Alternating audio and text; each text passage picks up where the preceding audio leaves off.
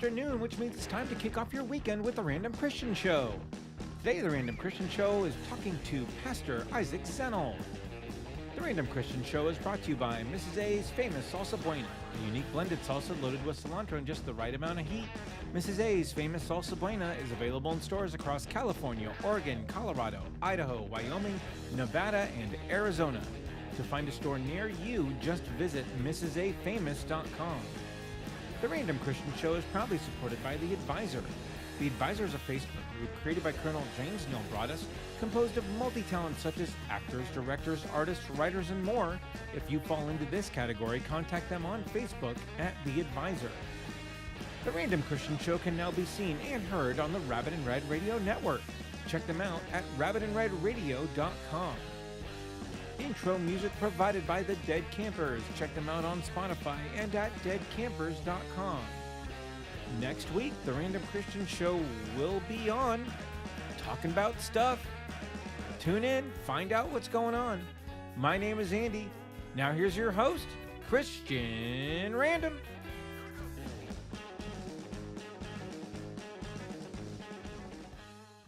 Okay,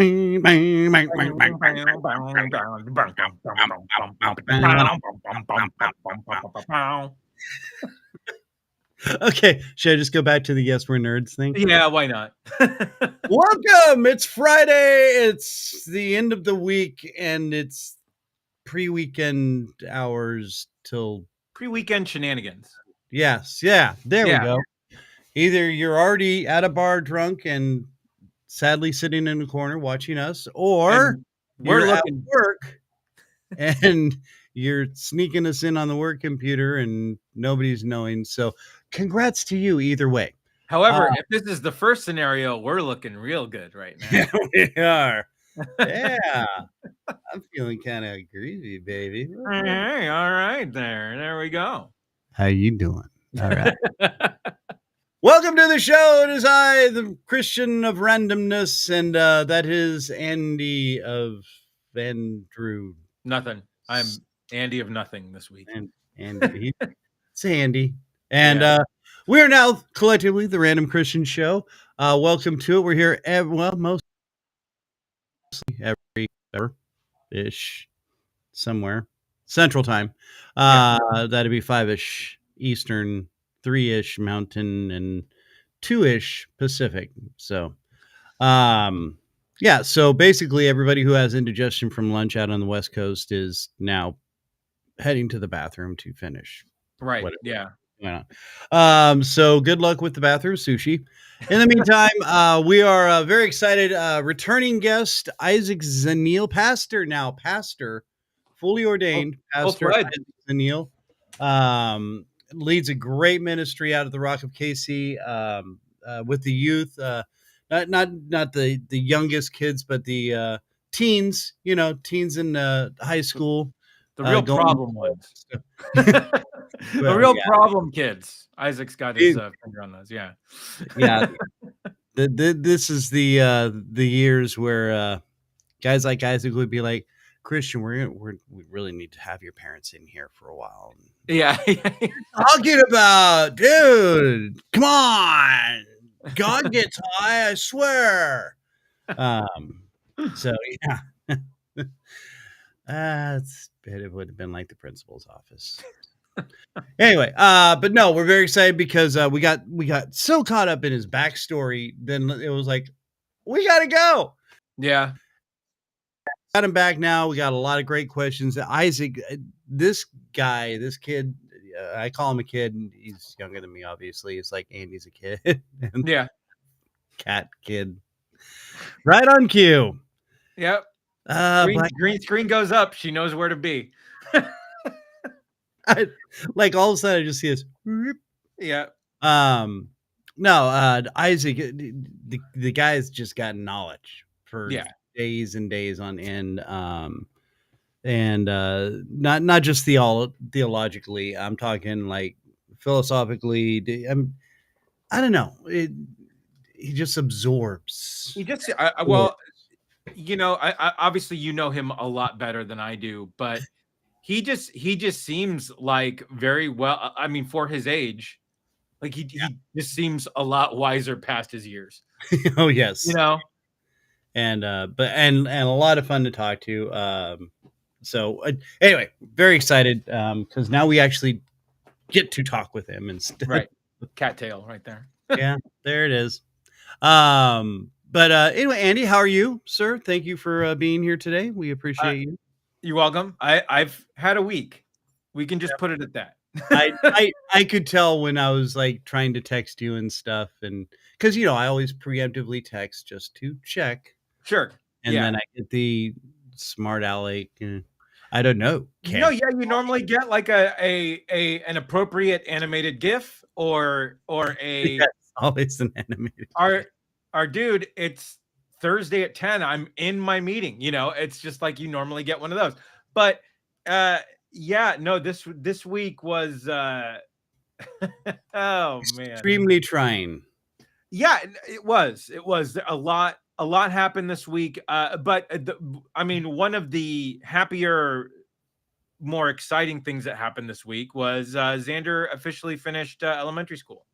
Yeah. So he is a middle schooler now. He will be starting. All right. And that is the middle school start here. Do we ask the Magic 8 Ball Xander's future in middle school? Sure, let's do it. What is the exact question though? I don't know. That's what I'm trying to think. Will Xander succeed in middle school? Man, you can't make it more challenging than that. Right. How many chicks is Xander gonna hook up with? Oh, this doesn't give me numbers. Really? All right. Let's see. How many times will Xander be going to the principal's office in middle school, taking after Father Andy? Yeah. Dude, principals loved me. And estranged Uncle Kristian. You may rely on it. Yes. For the Magic 8 Ball. Okay. Well, I was, and I won't shy away from this, and anybody who knows me knows me. I was a complete kiss ass in middle school and high school. I went to the principal's office several times for all the right reasons. Yeah. So I didn't. Yeah. No. Me, Andy, and the thing was, I got along with everybody, but the end of 7th grade was when I discovered marijuana. And things got hazy and extra fun after that. Yeah. But, a hazy shade of Kristian, was that? Oh yeah. Yeah. And 7th grade was my first real big fight.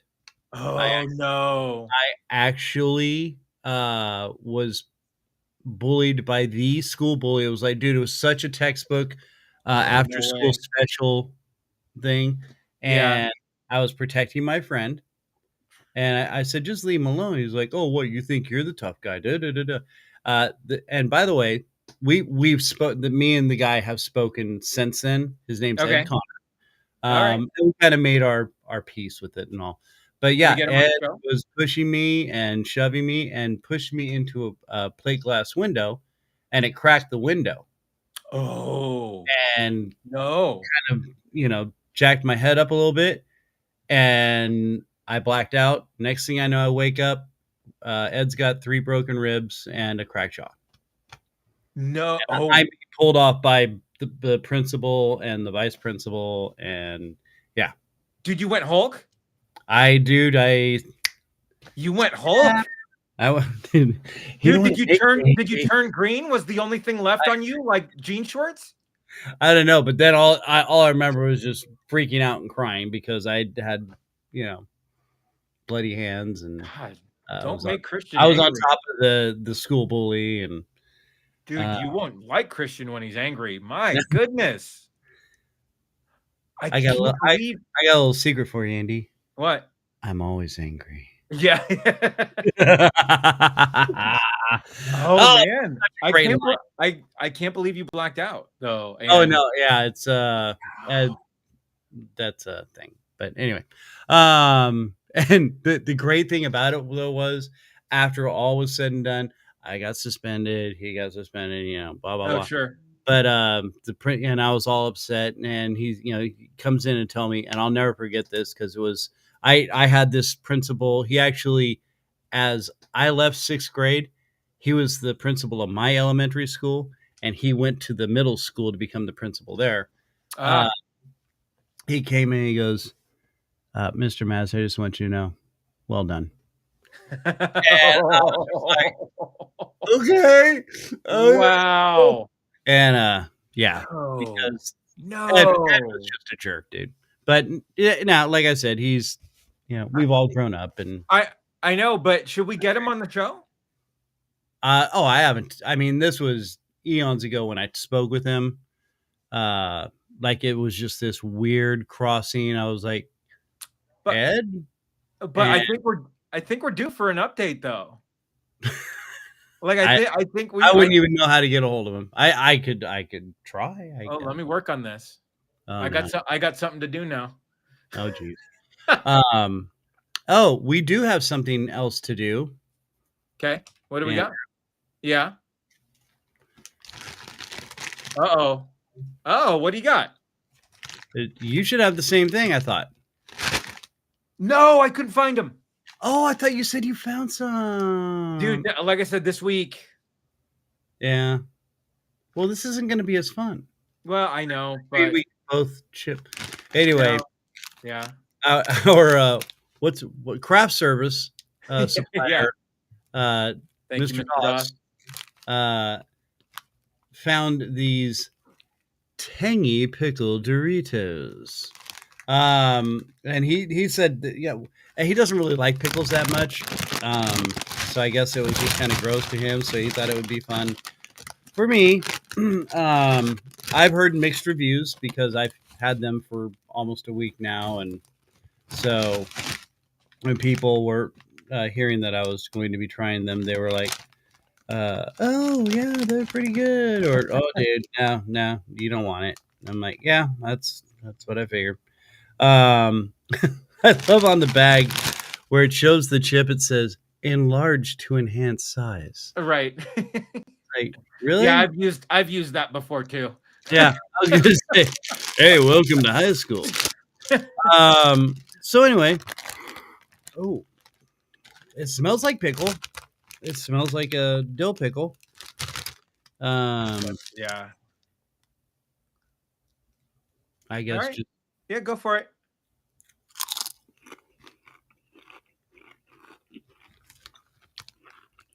Well, okay. Now, before you say anything, how do you feel about pickles in general?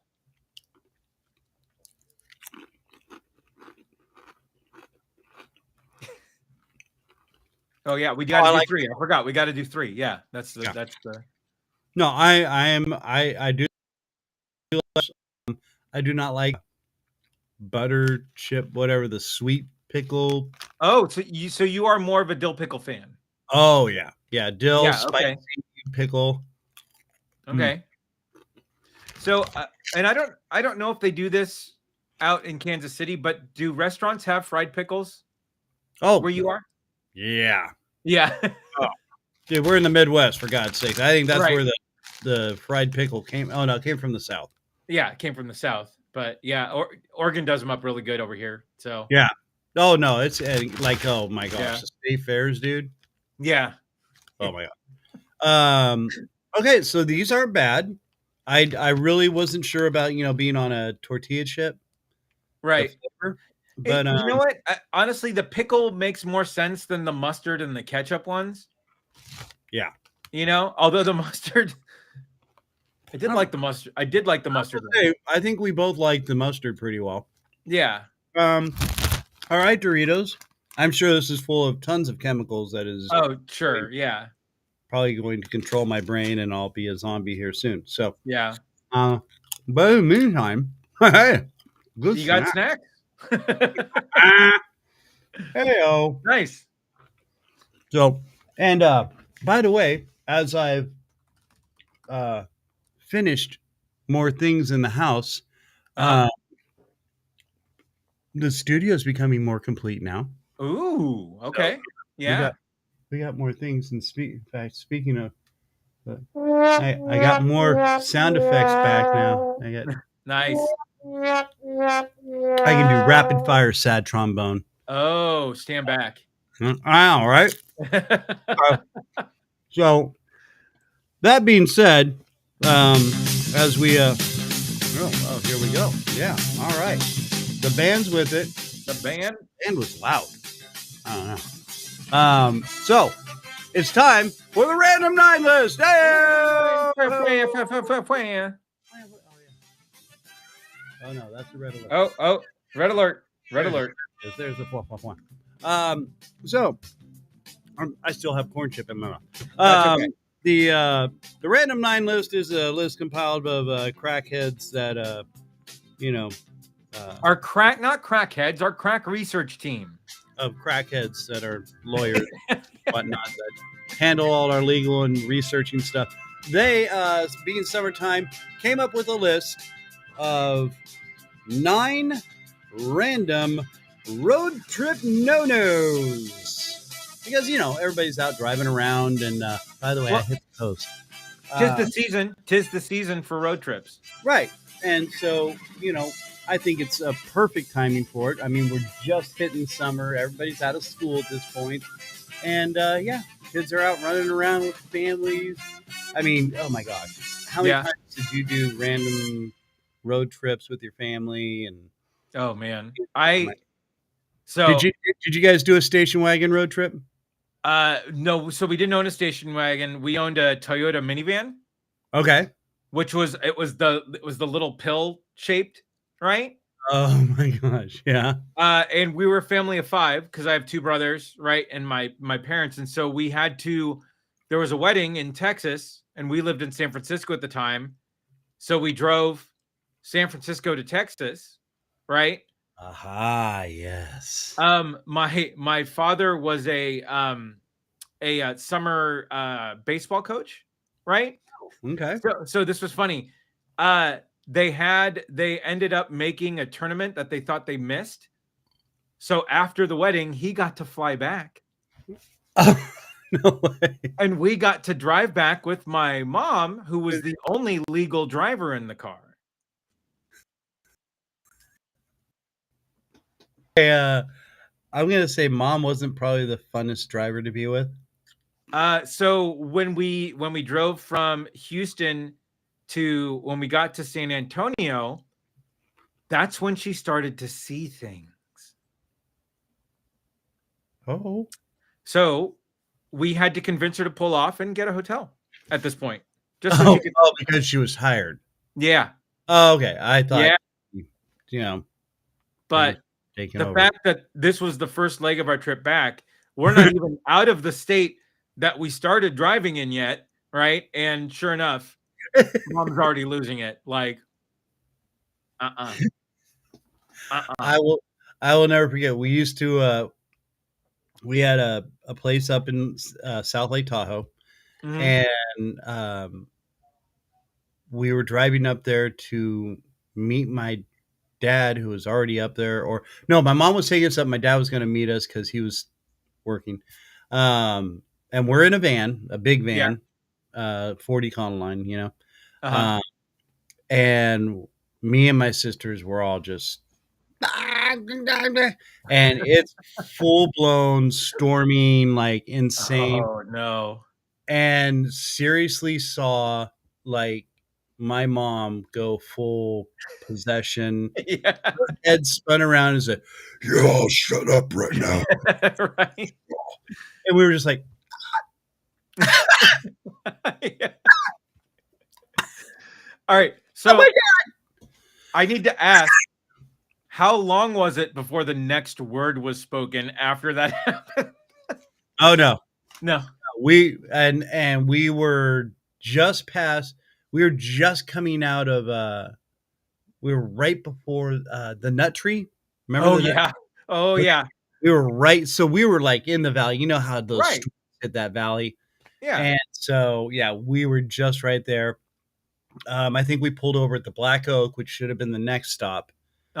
And these are like famous roadside restaurants out in California Valley. near Sacramento. And we stopped at the Black Oak and got something to eat. We all ate in silence. I mean, oh yeah. And this was back when Mom was chain smoking, drinking Pepsi, and eating oh no. Dorito chips. Yeah. So yeah, and I mean, and my mom actually apologized to us while we were eating. Said, I'm sorry, but you guys don't understand. I mean, and she was describing how her knuckles were white, and we're like, okay, whatever. You're freaking us out, Mom. We've seen the other side now. Right. Yeah. We'll never, ever do anything wrong ever again. I'd rather face Dad punching me in the face than that. Yeah. So, yeah. So, yeah. I have so many stories. Dude, we did a motorhome trip across the U.S. and you know what? We might need to do a road trip show here. Yeah, because dude, these are good. Yeah. See, you're craving already. I'm already begging. Anyway, so 9 random road trip no-nos. We've got it right here. So all right. Yeah, printer's still not hooked up. So anyway. Okay. So we're gonna go number 9 random road trip no-nos. Deciding you have enough gas to make it one more town at night. Absolutely not. Gas station is open. Pull in and fill up. Yes, always, because then it's like you're always playing that game. Like, remember on Seinfeld? It was like, oh yeah, how longer can we go? We're going to the edge, baby. And so, not everybody's seen Seinfeld. I apologize for those who haven't. You have no idea what reference I made. It's my fault. That's pretty good choice. I mean, it's a pretty good chance that people have seen Seinfeld. Yeah, but that episode? Yeah. That scene? Yeah. Come on. Well, yeah, with our demographics. And by the way, everybody who's been listening, God bless you. Thank you so much. Yeah. Wow. Awesome. We're really starting to, thank you. That's all I got to say. We're on the up. Yeah. It's looking like this, which is spiking. Great. We're spiking. And cannot thank you enough. All right, Andy, number 8, random road trip no-nos. Number 8. Letting the passenger pick the music. If you're driving, driver gets that choice. I recently took my parents to the coast, and I was driving my parents' car, right? Yeah. But even though I was driving, I should have been able to pick the music. My dad picked the music, and it was one of the worst drives I've ever had. Okay, what kind of music? Okay, so I initially told them, so the one station that I love to listen out here on the weekends does a lot of 80s music, right? Right. But my dad has a Sirius satellite, right? So I'm just like, hey, if you can put on an 80s station, that'd be great. Okay, so he's following around and lands on a 60s station.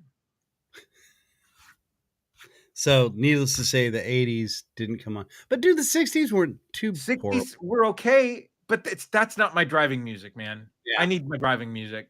Yeah, I get you. Yeah, I borrow my my wife's stepdad's truck every now and then to haul things. And he's got this top of line, and he's got Sirius XM radio. You do not ever change the radio in his truck. Oh, yeah. No, don't touch it. But I love all kinds of music. So like everybody always complains, oh man, you borrowed Bill's truck. You can't change station. I'm like, it's not that bad. They're like, yeah, well, you're old. So anyway. Yeah. So nobody messes with the radio. That's actually going to lead into another one here soon. All right. Yeah. So number 7, random road trip. If there's a corn maze or the like of such an attraction, and lots of cars but no people, keep driving, folks. Keep driving. Those people have never made it back to their cars for the past years. That's true. It's true. Big sucker, and you'll probably become Soylent Green. So I I have a really great zombies in the maze, and yeah. I have a really great corn maze story, real quick. So, I was with this girl I was dating at the time, and her and I was with a friend, and they were on a date as well. So it was kind of a double date. So anyway, the girls decided they would play a prank on us, and halfway through the corn maze, pretend to lose the car keys. Why would they have the car keys?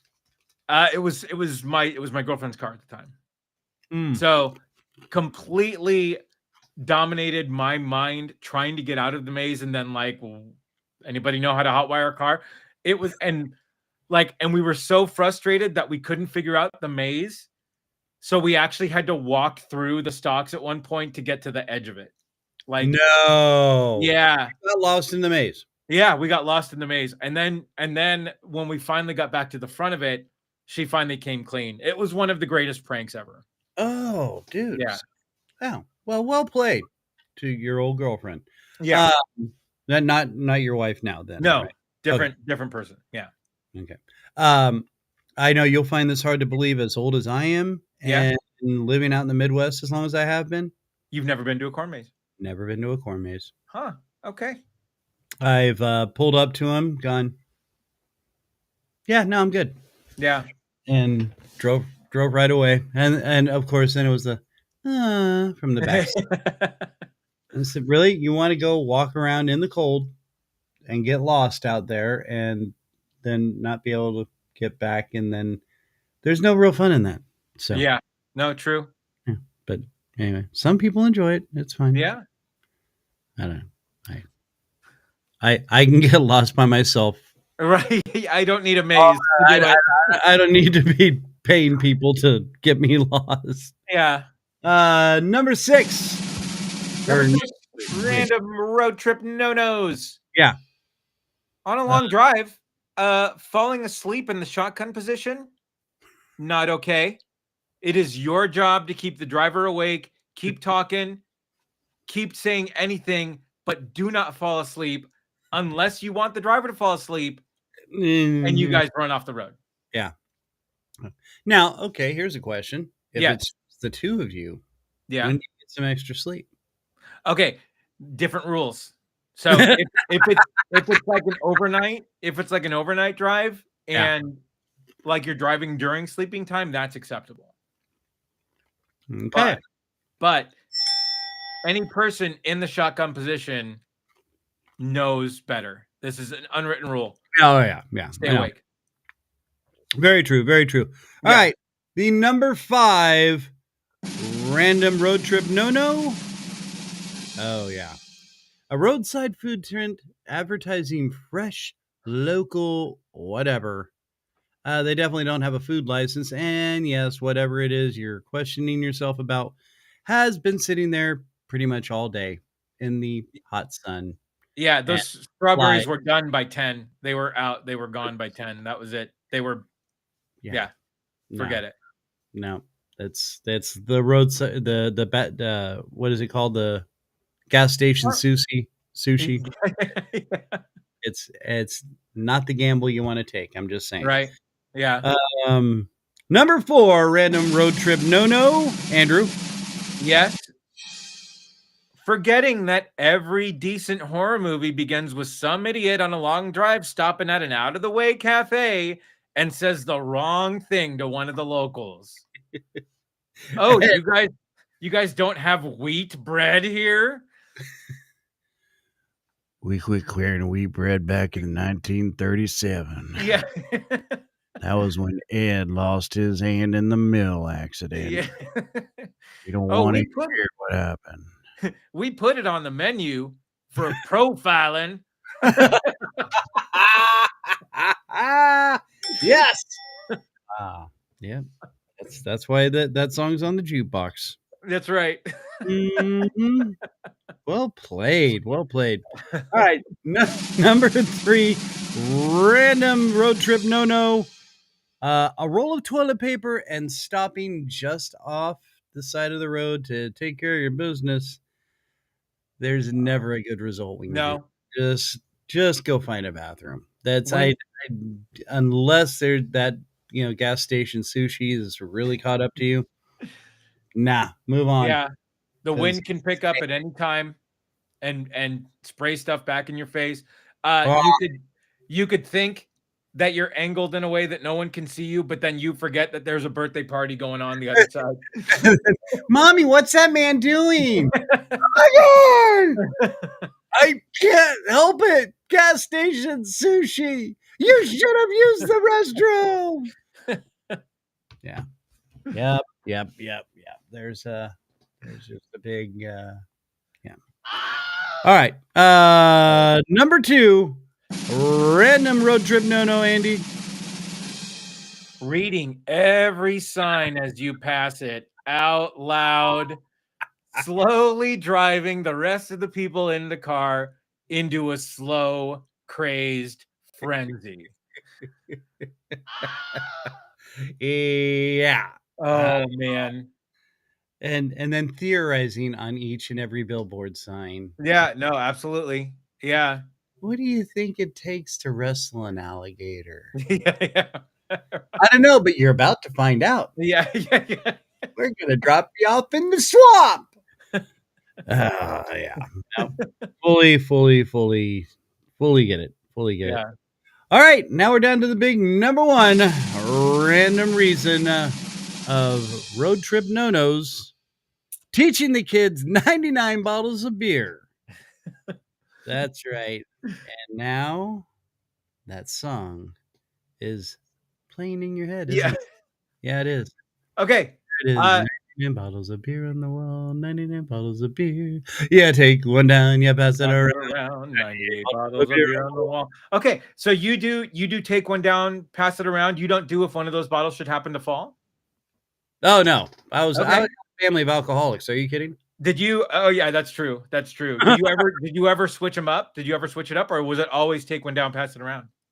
Always take one down, pass it around. Okay, yeah, I had a that's how I learned it as well, right? Oh, okay. But then in college, somebody did the if one of those bottles should happen to fall. I'm like, what the hell are you singing? Yeah. It's like having a cat on your shoulder. Right? Yeah, I can't believe she fell asleep. She's awake now. Hi, Kitty. Hi, Kitty. There it is. 9 random road trip no-nos. And a strange cat on Andy's back. Really, it's not strange. It's the black cat of Instagram and far more popular than our show. Yeah, she's got more likes than we do, that's for sure.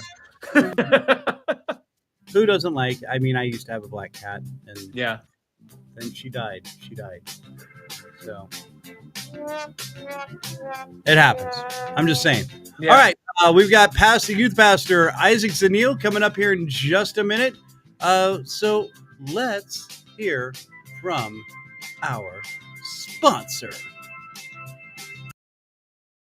It's all about the facts. Facts are made up of the 5 W's. The who, the what, the when, where, and the why. So we here at Mrs. A's famous Salsa Buena thought we'd break it down for you and make it easier. The who is simple. Mrs. A is a teacher and a mother that loves to cook and reward people with delicious food. The what? Well, that would be the 3 amazing salsas she makes. Regular, hot, and salsa verde.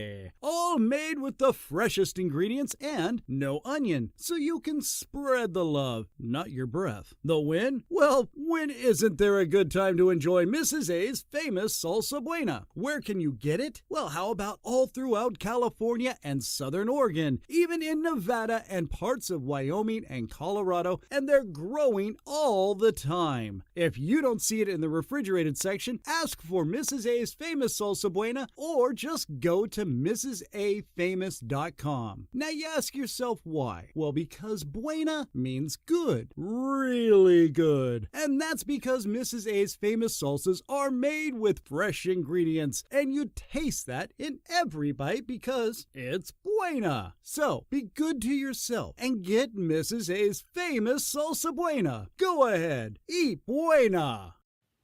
Do it! Do it now! Eat Buena. Eat Buena. Or eat pickles. Tangy pickle. I mean, dude, I think half the fun was just saying tangy pickle a lot. Tangy pickle, yeah. I've been saying it to Doss all week. All right, but now that's all done with and said, it's time to bring back our guest, youth pastor of the Rock of KC, Mr. Isaac Zenil. Andy, you're in the wrong spot. Yeah, thank you. There we go. Hey. How's it going? There. All right, Isaac, welcome to the show. Thank you so much for taking time to come back with us, man. Thanks for having me back.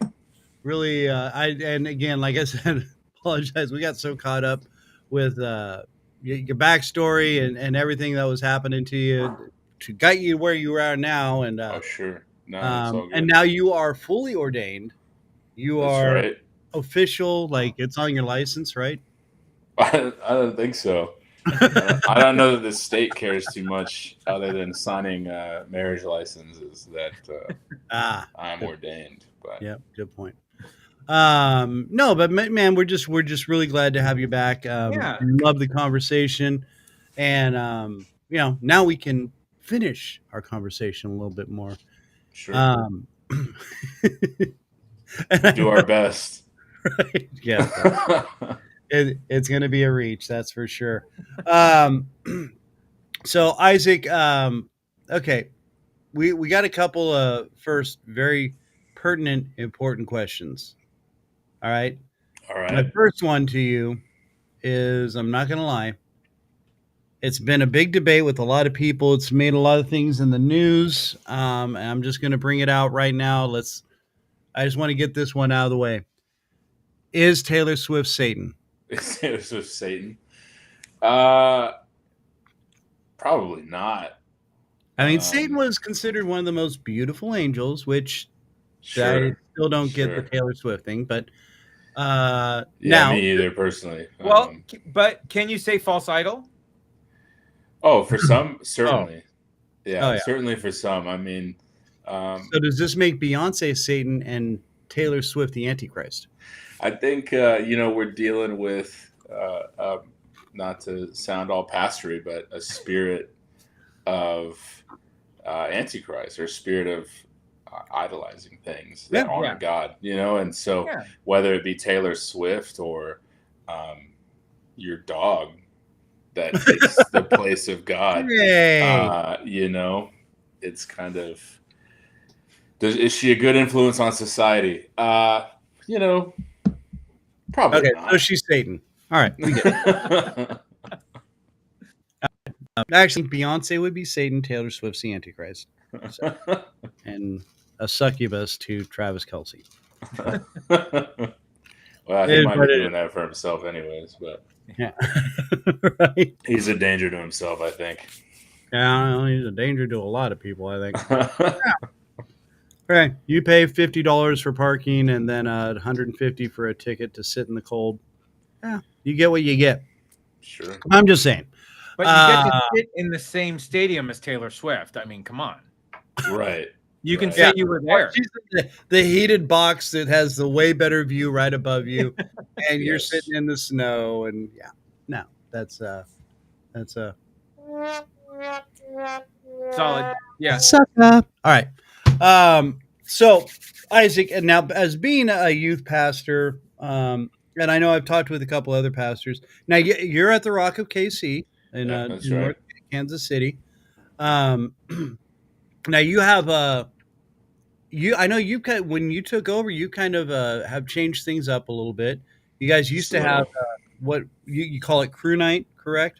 We just call it crew. Oh, it used to be. So the ministry used to be called Compel. And the night we met weekly was called the crew night. And it was also the name we used for a summer event that we used to hold.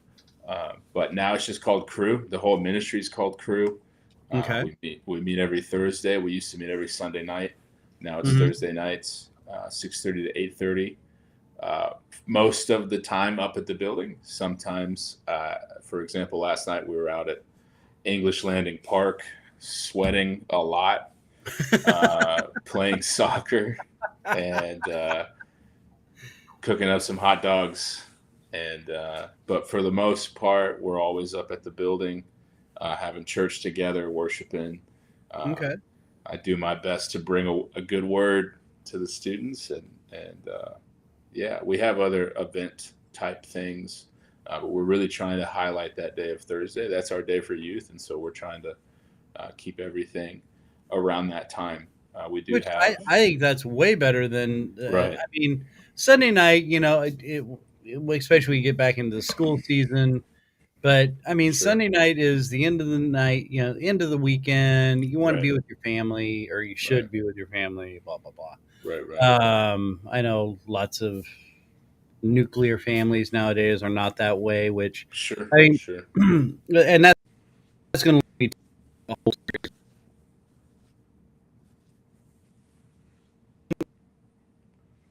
thing. Okay. Right.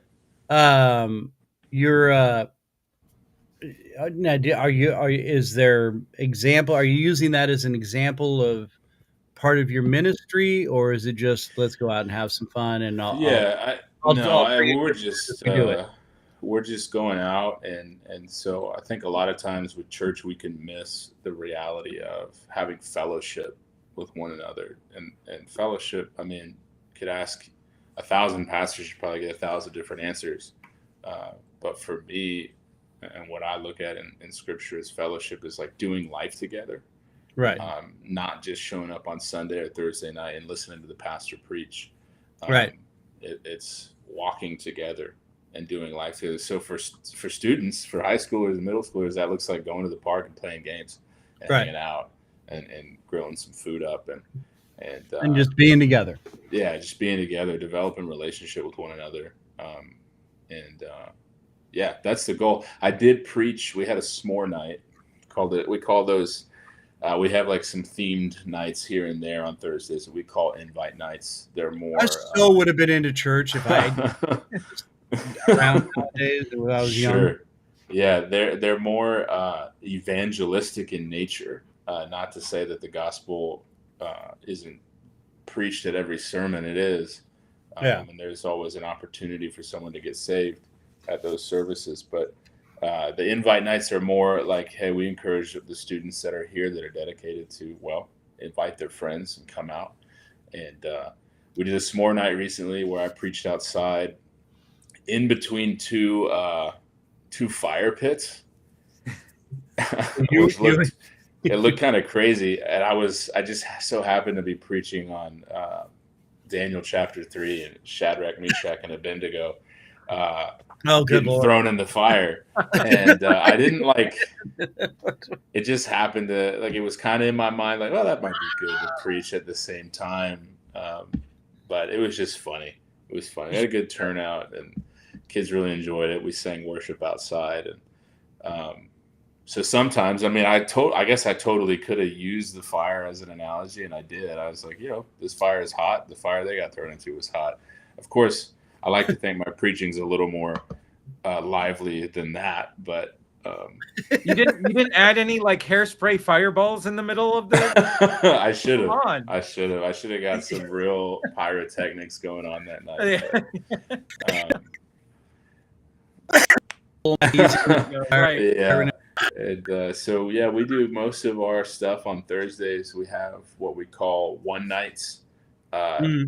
2 times a year right now, and those are usually to end or start the summer, so to speak, or excuse me, in the school year, start the summer, and in the summer and start the school year. So we just had one in May.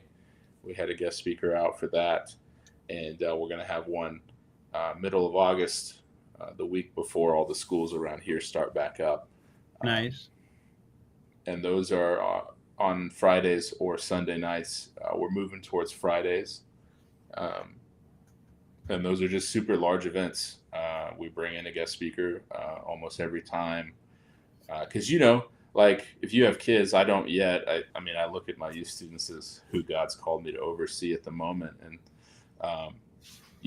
they get used to the voice in their life, the parenting voice in their life. And then someone comes along and says the same exact thing. And they're like, wow, I understand it now. I know. So that's crazy. Yeah. I've been preaching this to you for a year and a half. That's cool. This guy showed up for 30 minutes. So let me ask you this, and you're a young guy. What, you're 23? I'm 25. 25. Okay. 26 in September.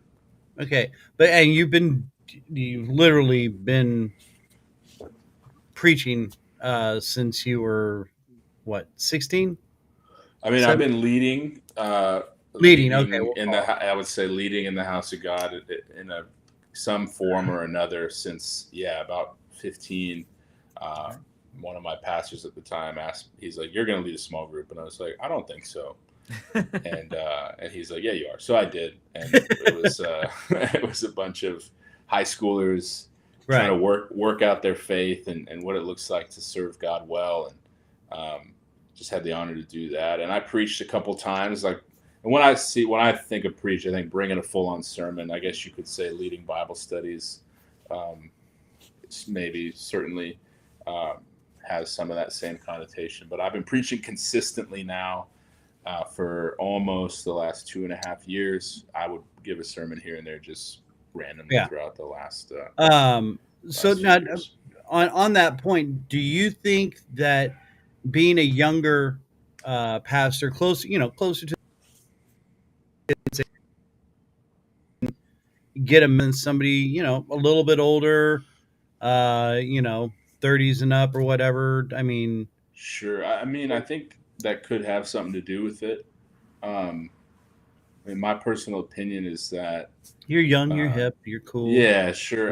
But reality is I'm closer to a decade removed from high school than I am to being in high school. Right. And so I am younger, but I just think Gen Z and Gen Alpha, which is, I mean, I'm technically a Gen Z. My students like to say, "No, you're not." I'm like, well, I am.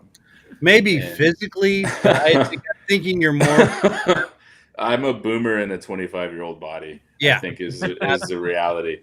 And so I just think Gen Z and Gen Alpha, and there's a lot of studies out there to show this, that they really care about genuine authenticity, not authenticity in the sense of just like saying whatever you think, but just being real and upfront about what the Bible has to say and what it teaches, and not being afraid to teach it. And so, because I would say maybe this is unique to our church. I would love to think it's not, but our youth students, not only do they come to Thursday nights to hear the young guy preach, but they're there on the weekends at church service, and they're listening to, not to call Pastor Philip the old guy, but the 65-year-old senior pastor of the church, and they're taking notes. So I don't think it's a matter of age. I think it's a matter of, do the students feel you're being genuine and true, that you actually believe what you're saying, and that you care that they receive it too. Yeah, and I think that's again a willingness to listen to the message too, and understand it. And I think in the time that we're in now, like if people want to dig deeper, they're at a point where they can. Absolutely. Like they can do the research where that research wasn't necessarily there for them. Back when Kristian and I were your age, we essentially had to take your word for it. Sure. Yeah. Like if you told me what was going on, it's like, okay, well, I could read the Bible and interpret it the way I want to, but then I can't necessarily go anywhere else and see where it's. So you have to be willing to receive that message, I think, first and foremost. Right.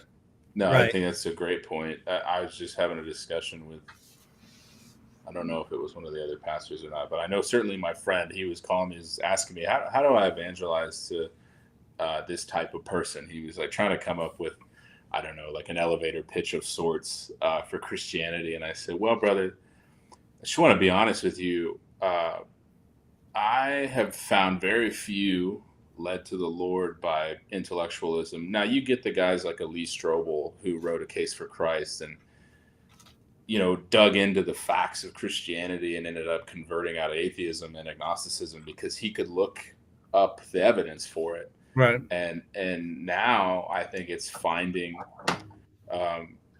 that moment. How does Jesus become the answer for them? How does Jesus heal them of their depression, heal them of their anxiety? How does Jesus show up?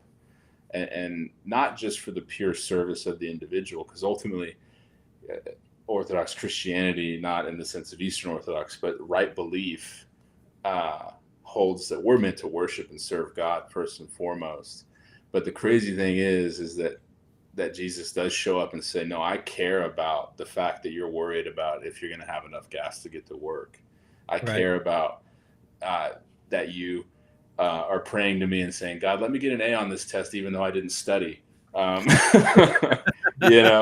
He does care about those things. And to the student who says, I didn't study, he's going to say, maybe you should study next time. There's your answer to prayer.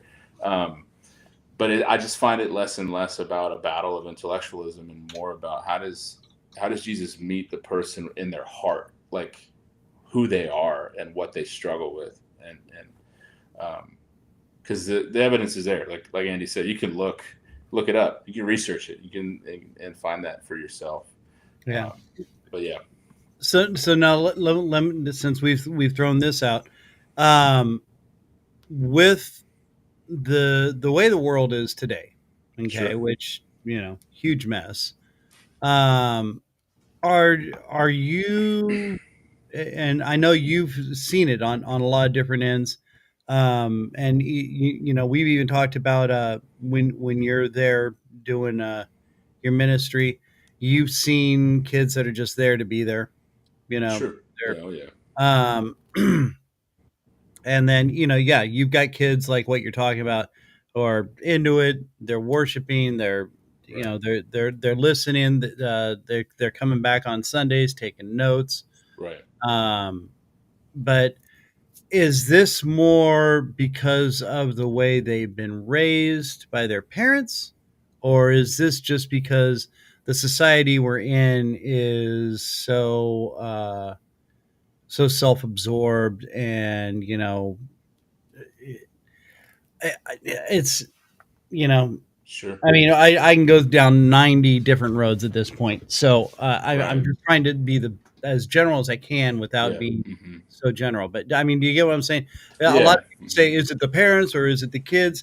Well, it's kind of a yin and a yang when you get it. So where are you seeing where kids are getting lost in ministry or out of it? Yeah, I think there's kind of three things, maybe a little more than that in the question. I think the first one about the society today, like I certainly agree. All of us living here today, like all we can see before us is today. I think that's why it's important to read dead people, old dead people, a lot of people who are dead who've written books. I think it's important to read. I was like, whoa, not some weird not necromancy, right? Reading the writings of dead people and men and women who've gone before us, not just Christian, but like historical, political, philosophical, like reading these things, because it brings us to an understanding of, yes, today's crazy, but it's crazy for today. Jesus said that, don't worry about tomorrow, for tomorrow has enough worries of its own. And Jesus also quoted King Solomon in Ecclesiastes, where he says, there's nothing new under the sun. Right. And so when you look back through history, sure, maybe the technology is different. Maybe the sources we have are a little bit different, but people have always been people. People have always have had iniquitous hearts that want to self-preserve and steal from others and lie to get ahead, and it creates the world that we have. And so I would say, yes, this society is unique for the students of today, but it's not new in the sense of us having to deal with the sin nature in man. And so they're having to battle that. I think something that is unique to today for these students is that it's right there in front of them. It's immediately attainable. But so is the evil that's out there too. Right. The good and the evil. I apologize for my Echo.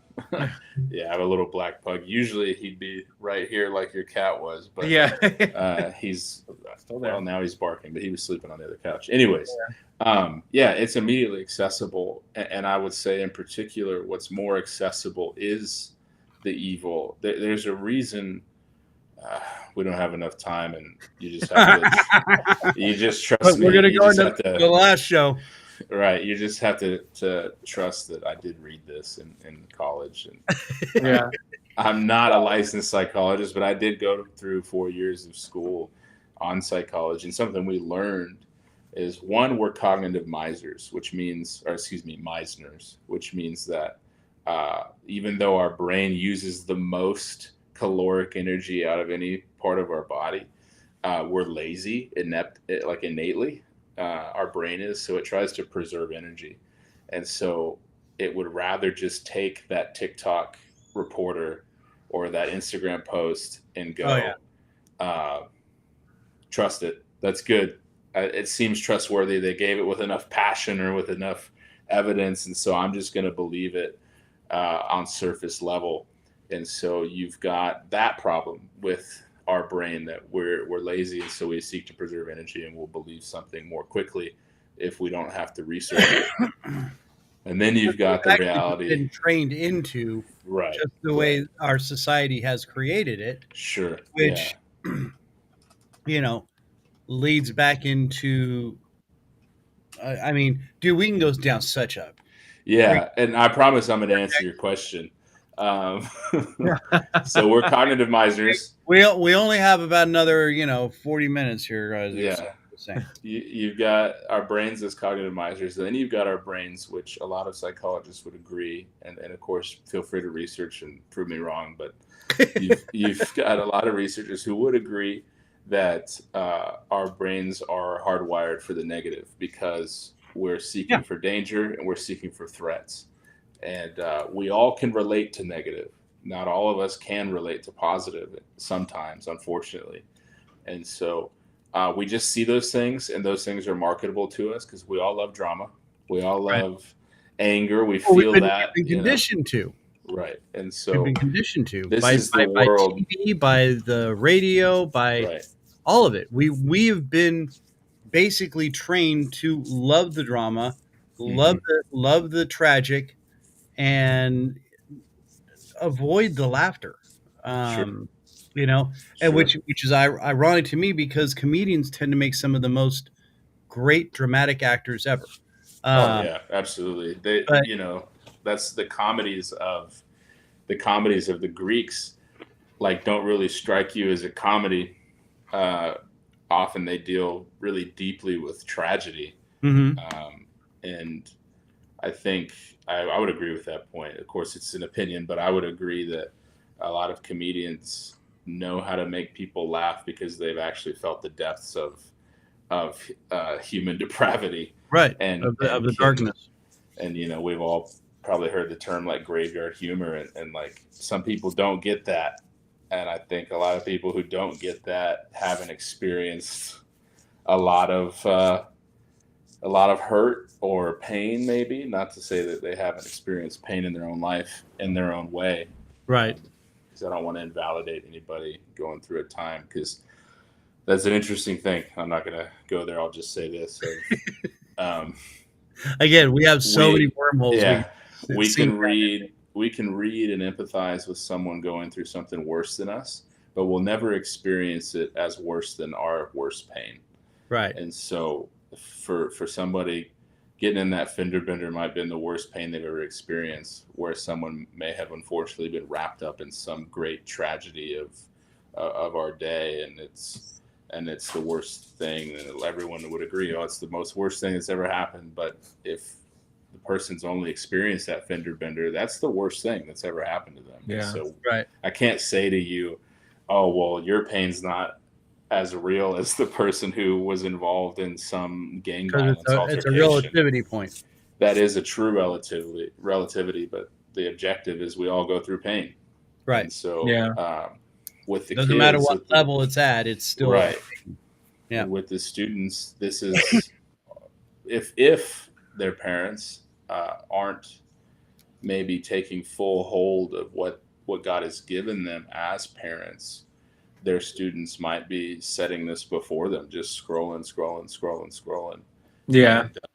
and just keeping it ever before their face. So when it comes to the question, which was your initial question, and anyone watching this knows this is how I talk about it. I never forget the question, but I basically the preface of my book is 100 pages and the content of my book is 25. Right. And so the build up to it. That's what we've been looking for. You've got students who come in, they get it, they take notes, they worship hard. And like praise God, like they believe that he's real because they've experienced him as real. I think the key is in that experience. I think parenting can help when it comes to the relation to God. I think the Bible says, train up your children in the way they should go. Right. You know, of course, the enemy of our souls, as the Bible would put it, Satan and whoever he decides to influence to work through. Taylor Swift. Maybe Taylor Swift would say things along the lines of, oh, well, for a Christian parent or a parent in general to influence their child to worship God, they would scream indoctrination, as if that's not the same thing they're doing to their children and the children they have influence over. Yeah. Indoctrination includes the word doctrine, which literally means teaching. Right. And so, yeah, you better believe I'm indoctrinating the kids that I have charge over. I've been charged to teach the word, to teach true and sound doctrine and preach it to these kids that are in my charge. And so I'm going to honor God with the call he's given me. Just like whatever you feel is the call on your life to preach and teach gossip and drama and whatever it might be that would oppose what I believe is and hold to be true, that's your prerogative. And so, yeah, there's indoctrination. There's teaching and influence on both sides. And so to train your child up in the way they should go, that it might not depart from them in their old age, that's the charge of parents, according to the Bible. Teach them the ways of God. And so there are some, I think of some students that I have right now, they're getting ready to move, that, man, their parents have done a wonderful job of setting the gospel before them at a young age, teaching them what it means to follow God and you know, because when it comes to note taking and amen in the pastor and raising your hands, well, not raising your hands, I'll get to that in a second, but amen in the pastor, taking notes or what, that's a tradition thing, right? That's we do this at this church. But the raising your hands, I mean, that is, God asks for that. He says that all throughout scriptures. But, you know, there is a parenting aspect for sure. But I've found with the students of mine that I know don't come from a good household or a household I was going to ask about that. Care, or a house where the parents may not care as much, but still a good house. They just maybe they're not as diligent. I've found that the students who have experienced the power of God in their life, the transforming power of God in their life, they get it. They lock in, and they may not. Maybe they don't take notes because that's maybe just not their style, but they're there for it. They're there. Right. Anytime the church's doors are open, they're there. You know. Yeah. So now, and on that point, do you have kids that you've seen, which I'm sure you probably have, but that are full blown, you know, into God, preaching, you know, digging on the word? Parents are just complete opposite. Like it's like absolutely. And they're like, man, you know, my parents just don't get it. Yeah.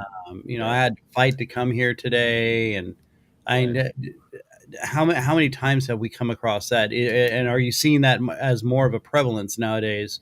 Because I would say, really, kids nowadays, this is like the actual ultimate rebellion in some forms. Instead of listening to the heavy metal and stuff like that, now it's the exact opposite. The parents are listening to heavy metal and you know, I don't know anybody.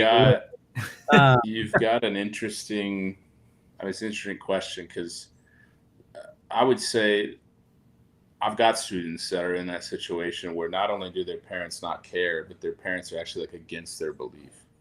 And there's very few and far between, I would say that. What I see more often is, you've got the like one-off parents opposing it. That kid has to fight to get to youth or to the weekend. That happens. Right. and then you've got the parents that are the one-off, taking it really seriously, parenting their child, making sure their kid's at church, teaching them the word and sitting down with them and being a parent. But then what I see a lot more, and is probably more effective or maybe influential, is the parents who are kind of absent by default, in the sense of, I'm just going to let my kid decide what they want to decide. Mm-hmm. I had that shoved down my throat when I was a kid, and I want my kid to come to their own conclusion. And I go, well, if you call Christ Lord, Christ calls you to parent your child. Right. You know, and to show up. Like, I know we live in a world that tells you can't tell your kid what is right and wrong. You can't tell your kid what a proper biblical sexual ethic is. Like, that's the society we live in, lest you be called a bigot and lose your job. Right. Right. I understand that, but God's called us to parent and to be involved parents. And so, man, there's so much in the structure of, you know, my experience is the American West. So I know that structure really well. And so we have all the problems, right? All the inflation and the cost of living and the credit card and student loan debt and all these things that make it so both parents have to be working all the time. But then you got to keep up with the Joneses and make sure your kids are in sports and being successful, even though the chance of them actually... Do they really need to do that? Well, that's the question. I got a lot of stale-faced looks back at me one parent night we did. An open house. I do 2 of those a year where I allow the parents to come and attend a service with their student, just see what's going on. Right. That's a safety measure, because in order to be an adult around the minors in our charge, vetted, background checked, all that. Like, so that's why I don't let parents stay, because you're an adult that I haven't vetted or background checked. I get it's your kid, but is it? I mean, I got to make sure. Right. And that's perfectly, like you said, it's a safety measure for not only the parents, but for the kids, Right. And so we have 2 nights called open house nights, where we allow parents and guardians to come out with their student, see what their student's experiencing. And then we have what we're going to launch soon, called the Parent Night. It's just for the parents. Bring in an expert on Gen Z or Gen Alpha, or a school board member, just something, just like speak to the experience of their child. But I got a lot of stale-faced looks at our first open house night we did last year, where I kind of pushed back against this reality that a lot of parents tend to try and live vicariously through their children. And so their kid's going to be the next NFL star, even though I think the statistic of your kid actually playing in any professional sport is less than 0.25%. Right.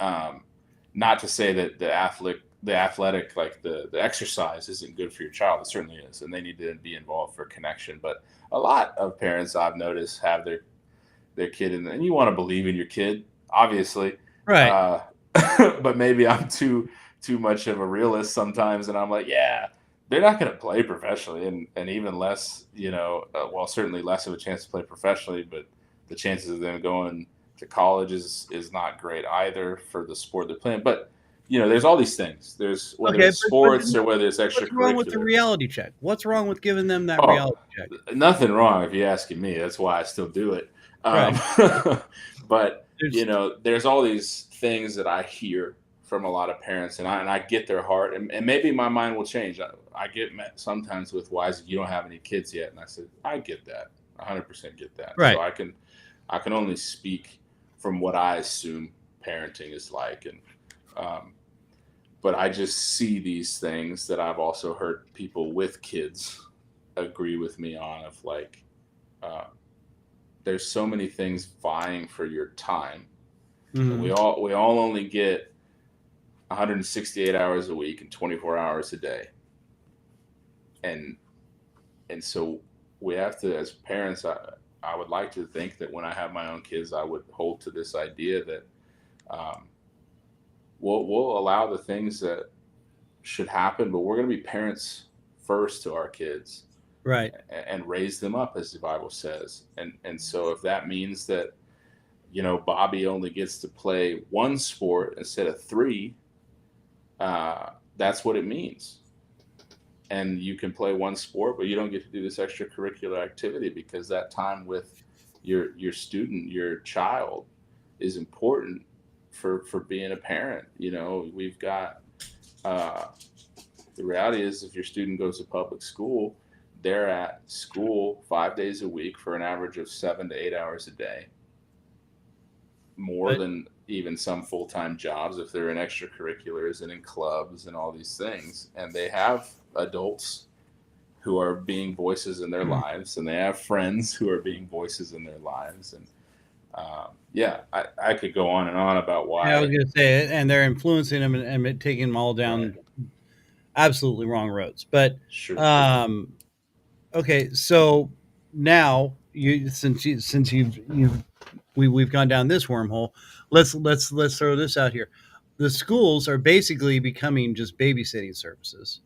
And then when you're throwing in all these extracurriculars after school, that's just extra time where the parents don't have to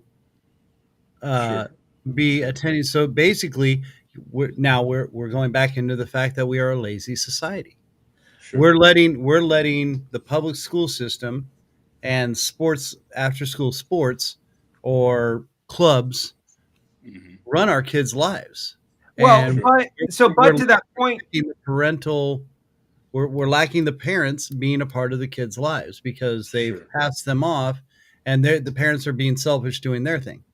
But to that point, Chris, you want to make sure that whatever sports programs that you put your kids in, or whatever programs that they're in, be it any club, it doesn't necessarily have to be sports, whatever it is, right. Anybody that is teaching your son or coaching your son is projecting the ideals that you want to project. And again, so we coached basketball for my son's team over the summer, and it is through a church program called Upward, a multi-denominational program, right?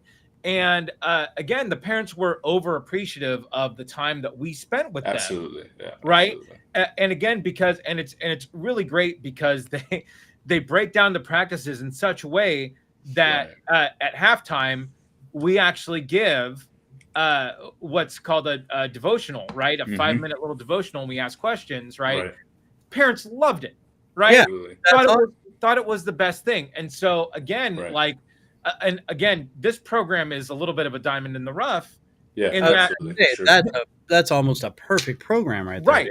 Not all programs do this, but again, there are and I played tons of sports growing up. I was that kid who wasn't home until 6:37 at night because I was at school. But you know what?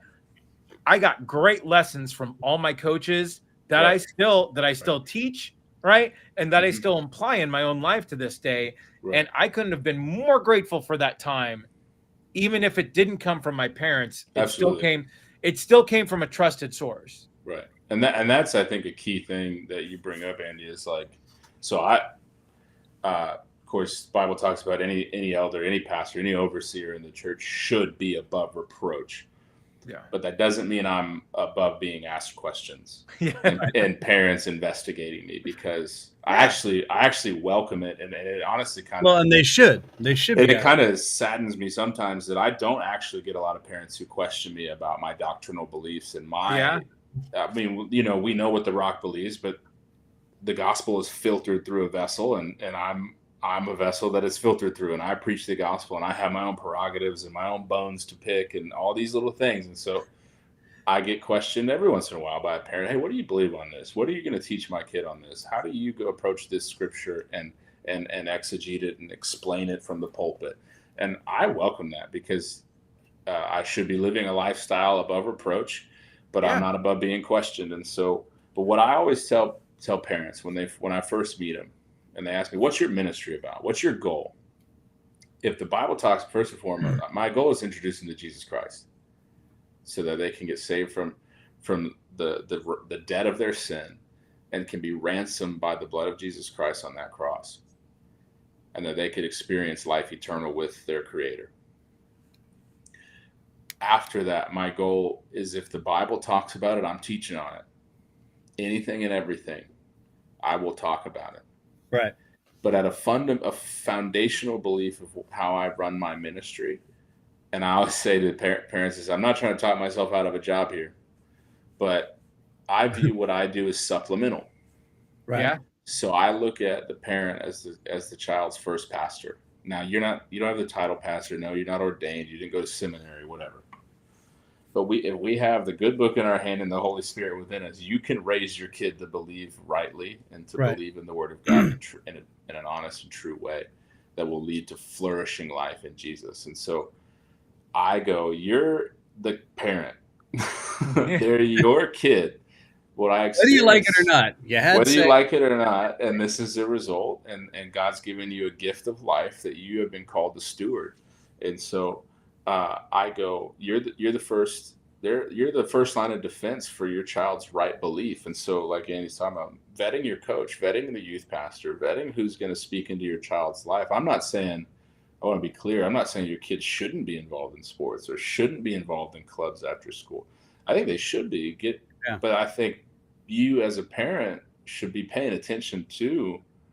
Yeah. I was sharing with my mom the other night, sitting there in Chris's house, talking to my mom, and I said, when I was a kid, it was really annoying when I would say, can I go to such and such's house? And she goes, I don't know him. You're not going. Mom, you do know him. I go to school. Yeah, but I don't know their parents. I don't know if their parents are a good source for you to be around, Yeah. And at the time, I was like, destroyed. I'm a lame kid, but I'm sure my mom saved me from being around a lot of bad influences. Right. And and so vetting them out. But I go, you are in charge of your child, and you will answer for how you steward that life that God has given to you while they're in your household and under your management. And so steward well, and I'm here to help you parent your student. And but a lot of times the attitude is, I'm going to drop them off, and the youth pastor is going to get my kid right. I go, well, I'm going to preach the Bible to its full extent. I'm going to set up programs that are there to help your student develop in their walk with Jesus. But at the end of the day, I am the youth pastor called to the students who are under my charge. But as a youth ministry grows, we've got an average of like around 40 kids. In the summer, it always drops. Everyone's on vacation. So right now we're sitting around 25 to 30, but we were hitting about 40 to 50 near the end of the school year. And side note, you got to note here that when you took over, I inherited I inherited about 30-ish kids, and then it dropped. Right. It dropped. Any transition of leadership that just happens, it dropped to I think the first, like what I would call our first real service back, where kind of got our feet under us. It was 12 students is what I remember. Yeah. And now we're back to that. So God has shown a lot of growth, but we're not here. What does my pastor always say? Numbers are important in the sense of if you have nobody showing up, you can't say you have a ministry. I'm not building a youth ministry to reach numbers. I'm building a youth ministry to reach youth students with the gospel. And if God gives us a lot, then he gives us a lot. If he gives us a few, he gives us a few, and I'm called to steward that well. And so, but as numbers are growing, I don't know anybody who could pastor 50 people well. If I just don't have the time to pastor like just actual time to sit down with 50 people all the time. And so I build team, I raise up leaders to help pastor students and which are other students there. And so that's my job. That's part of me stewarding well what I believe is there to aid the parent in their parenting of the child. And we should probably make a note, because you've referred to it a few different times. Now, the Rocky KC is a non-denominational church. It is not Baptist. It's not Methodist. It's not Christian. No, we're definitely not Methodist. Well, I guess depends on the type of Methodist. and that's one of the beauties, which you're seeing a lot more of the non-denominational churches happening, because basically all they're talking about is the Word of God and what's coming out of the Bible, and what they're feeling, God wants them to say that day. I love the fact that Pastor Philip uses the term. He's got a pastor garden, or a sermon garden. Yep. Sermon garden. He's got like 12 or 15 different sermons, ready to go at any time. Depends on what God tells him to be talking about. And I think that's great. It's just not somebody sitting there writing something down, making a bunch of notes. And no, he's got several different things, or the way the world's going that day, Sure. That week, you could have some kind of big event happen. Oh, we're going to talk about this. God needs me to talk about that or whatever. So, and that's one of the things I really, because I grew up in a Christian, what they call it, a missionary church, and it was very small, which I loved. I mean, it was very intimate, and so and as the Rock is it has 3 fairly big services, but still there's a very intimate feeling to it, and the way everybody treats it there. So that's that is the great thing about the Rock of KC. Now there's non-denominational churches out there that are, and I'm not truly gonna badmouth them, but it's like I've been to a couple of them. It's like, well, I'm not sure you're really reading out of the Bible, but you're using the term non-denominational as I'm kind of making this my own personal Bible, and that's the thing to be wary of. Yeah, absolutely. Non-denominational, its biggest strength is its biggest weakness of not being affiliated. And so the way the Rock tries to counteract that kind of loose cannon Lone Ranger church idea is, we've got a board of elders. We have an apostolic oversight team. And not only that, but man, like, we just don't believe any pastor should be without accountability. And so I've got not only Pastor Jonathan and Pastor Philip and Susan, like, at any moment, they can check me for something and make sure that I'm above board.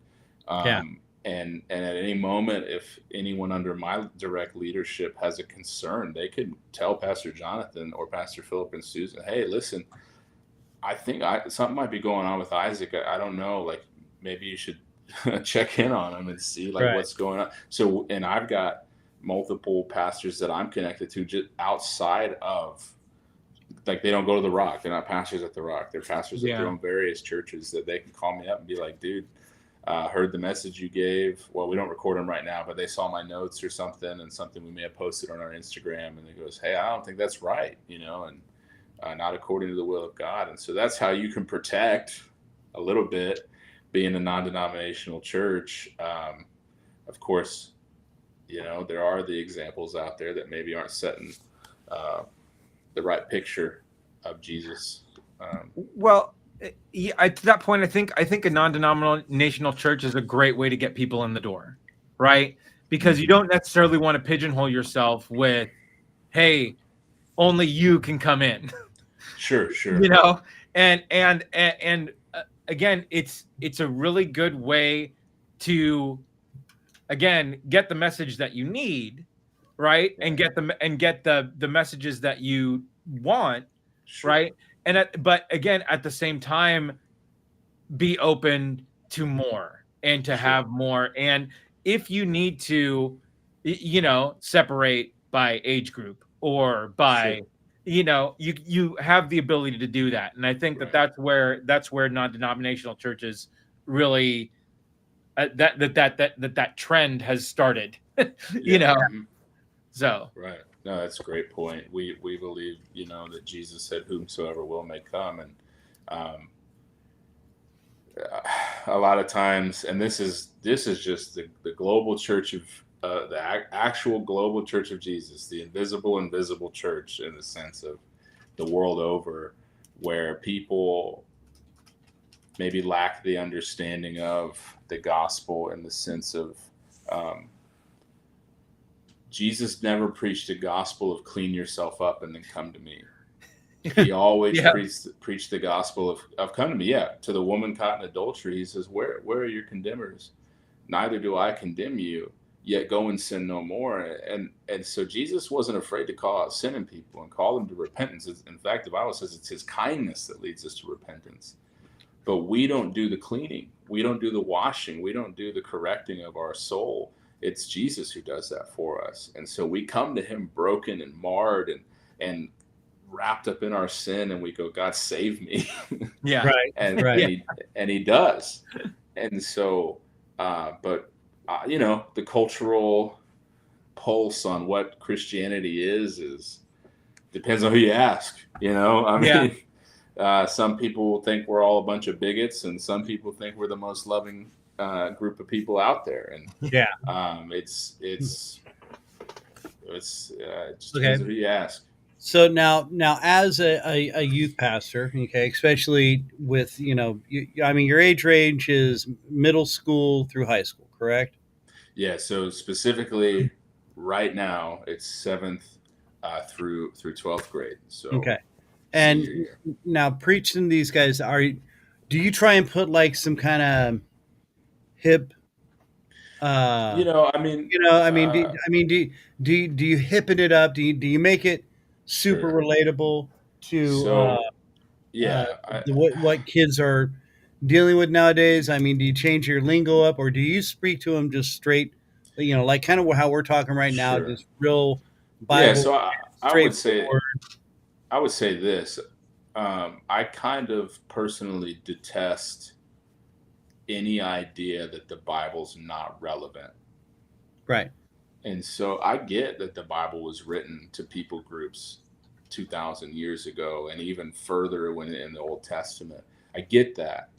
But the Word of God is living and active, sharper than any two-edged sword is what Hebrews tells us. And I know I'm using the Bible to defend the Bible, but that's what I believe. And I've seen it to be true. And so I can kind of get frustrated with youth pastors I see, and they use the language. I've been in some, not a lot. I'm very new at this. I'm almost to 2 years now of being full-time, but I've been in some green rooms and talked to some youth pastors where I hear like, we're going to make it cool. And we're going to make this and that. We're going to make it relevant. I go, no, the Bible's relevant. Now, do I speak on issues that they're dealing with right now? Absolutely. Like, it is the pastor's job to help make it understandable in our context. Right. Yeah. But I'm not going up there and like wearing a Fortnite outfit. Right. Okay. Yeah, and that's what I was trying to. Yeah, I'm not doing that. Now we have events and theme nights, and we're doing a Western night in October. Like, we're just, we have fun. Right. But I'm not going to sacrifice the truth of God's word for the sake of relevancy. Right. Sure. Which, I know can be a concern for a lot of parents. They're like, okay, well, I'm sending my kid there, and then they're listening to hip hop music or rap. And, we listen to Christian rap. We're not listening to like Drake or Kendrick Lamar. Like, we're listening to Christian rappers and Christian artists. And like, I'm not going to. What's the language I like to? Pastor Philip likes to say, I want a short leash with God. I like that analogy, but I like to say, I'm not, as a pastor, trying to lead a ministry where we can see how close we can get to the line of sin. Right. Like, I'm actually trying to see how far away we can get. And that's my opinion on that. Yeah, I'm as relevant as the Bible is, and I think the Bible's pretty relevant. And so. Yeah. Pretty much. Okay, now, and I always keep forgetting this because I've lost a lot of my radio chaps. For anybody who's listening on the audio version of this, we got Isaac Zenil. He's Pastor Isaac Zenil from Rocket KC. He is the youth pastor for that church. Does an amazing job. Has really built up a great ministry there. Does crew nights, or I'm sorry, crew once a week Thursdays. What time does it start? Starts at 6:30. Starts at 6:30 in the evening. Ends at 8:30. Okay. And then now beginning of summer, end of summer, you guys have 2 big events. Those are called one nights. The one nights. Okay. And the next one night is coming up when now? The next one is going to be August 16th. It's a Friday. With a one night, the time frame is TBD because just depending on what we're doing. For our last one night, we did a nacho bar. We had we had a bunch of games beforehand, and then of course we had the preaching. And whenever we bring in a guest speaker, we really allow them that time to just minister how God's leading them to in that moment. And so we went over the planned time.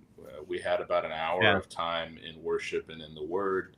But I think we went for close to an hour and a half because we just went into a time of prayer with the students for about 20 to 30 minutes where youth leaders were praying for students and students were praying for students. And then the pastor who was preaching felt like there was something else we needed to pray for. So, I mean, we just go with where God's taken us. And so not to say God only shows up when we plan a big event because he shows up every Thursday. But we kind of plan a little bit more for that night in the sense of there's more things to do and there's more activities. And so time it'll at least be after 5 p.m. and probably end around 9. It'll be a good parameter of time. Yeah. And I was going to say, because, kind of know this guy, his name's Bob Smiley, and Christian comedian, also does the Average Boy books and things like that. Mm-hmm. I could, maybe hook you up with him for a speaker and whatnot, and for your event. I'm just saying. I have to maybe consider that. I got some strings I can pull. I'm just saying. I'm kind of cool with Bob like that. Yeah. I get to call him Bob. Everybody else calls him, Mr. Smiley. Well, right, Bob. Right. But there's a different inflection on the word Bob. Right. So now, Isaac. Do you guys have a youth or a summer camp coming up, correct? We're leaving for summer camp the week of July 22nd through the 26th. Okay. Now, if anybody's interested, can they still get signed up for this? Yeah, there's like barely any spots left though. You just email me, Isaac at rocketkc.com, and we'll get your students signed up. Again, it's the same age range as normal youth. We're going to St. Louis, not the actual city. We're about 30 minutes out, so it's in a safe area. Not to say St. Louis isn't safe, but just read the news. Yeah, it's also not the safest either. It's been one of the top 5 of a certain murder per capita chart every year. So so you'll be outside. We're not in St. Louis. Like going to Detroit. We're near it. We're going not to the best place to camp. Grace Life Chapel. It's a great church. Okay, so now, and I had it up on the scroller there for the people watching, or on when you watch the video replay, rocketkc.com. Yep. Right. You can find Isaac on there and links into crew and all that. Any of the events that they have going on through the church or with the church. Check it out. Again, we've barely scratched into half of what we wanted to talk about, and we're running out of time already. So there's we'll just have to get you back on, and actually I'd love to get like you and Pastor Philip back on. I think that would be a great little forum to have tag teamed on here. Me and him are co-counseling this summer for our kids camp. Right. Yeah. Okay. All right. As we've moved the new studio and everything, our random questions guy has found us again. It's what this guy lives for. He lives in the rafters of the studio and loves to have us ask random questions of insanity. Because it's, the random questions of insanity. Thank you, echoing guy in the background. These are just questions that basically tell us your true psychological state. Has nothing to do with it in particular, except for the fact that you may be condemned afterwards. So we just like to play this game with you, and we do have a couple base questions. If you're interested in playing, which you really have no choice in. So how do you feel? Oh, I feel great. There's I know you said it may or may not leave me condemned, but not to be hyper spiritual, but there's no condemnation for those in Christ. So I'm chilling over here. Yeah. All right. Nailed the first question, basically. That's the first test. All right. So we always start out with this one, which I have a no. I think he might have a good one. All right. What is the best James Bond film? Oh, the best. I'm probably gonna upset y'all. I've watched them all, but Daniel Craig is my favorite James Bond. Followed, well, I don't know. He's my favorite James Bond. My favorite one of his, man. I mean, Casino Royale is like the one I've watched the most. Like that's right. But Quantum of Solace was pretty good. I think Skyfall is like a second choice. Yeah. Okay. For me, but definitely Daniel Craig's my favorite James Bond. Well, he's the truest to the actual character of James Bond. That's what I've heard. I have watched them all, but I do like Daniel Craig the most. All right. Nope. That's a great answer. All right. So, second base question.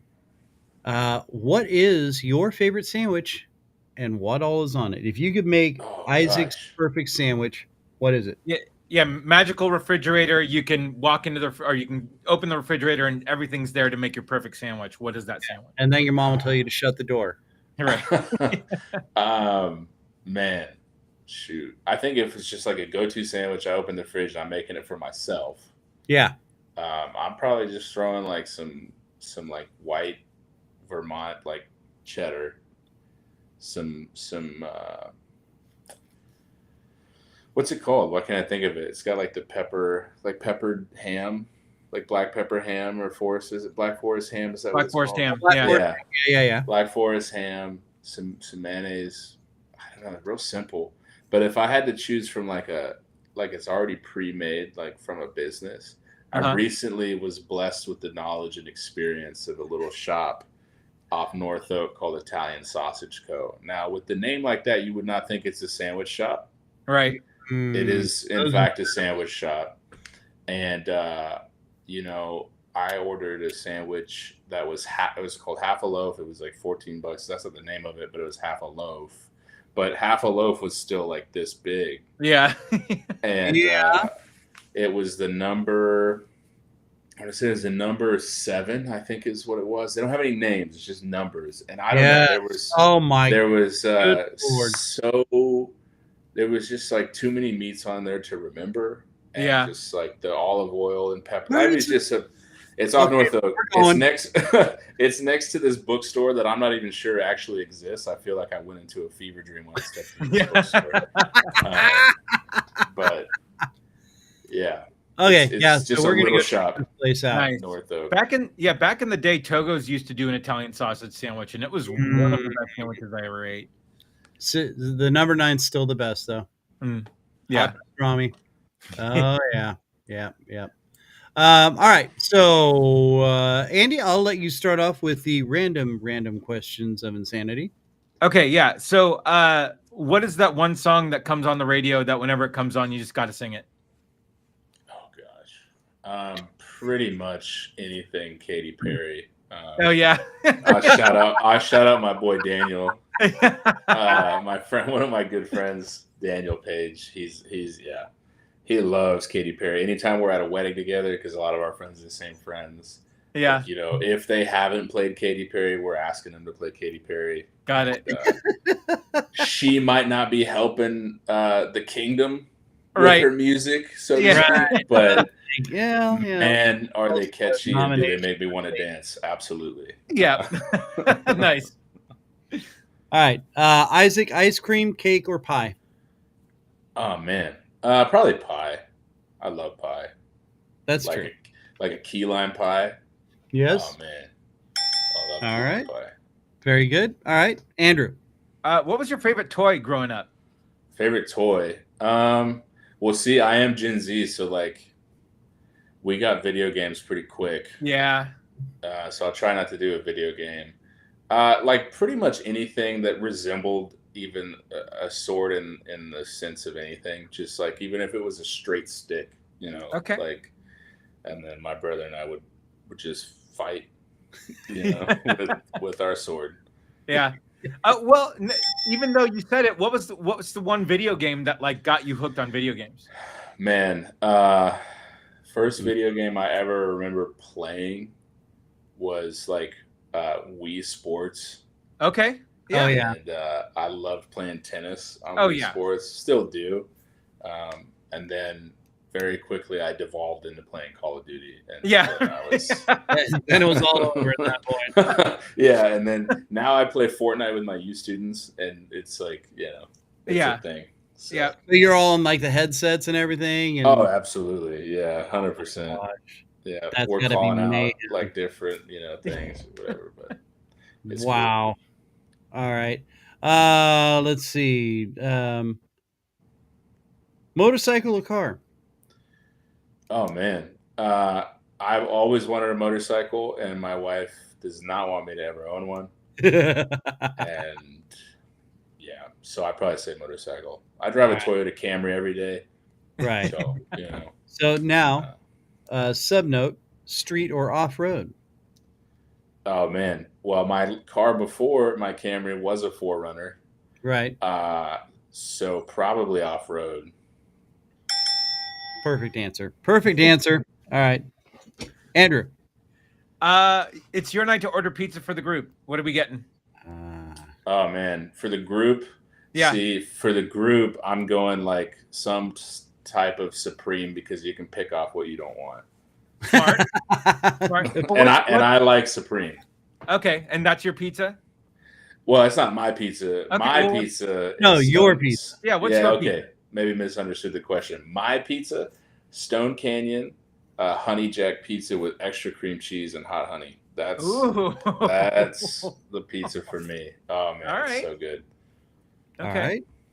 All right. Let's see. Okay, well, since Andy's gone with the pizza question, here we go. You have a choice to save the world. Iron Man or Batman? Who do you choose?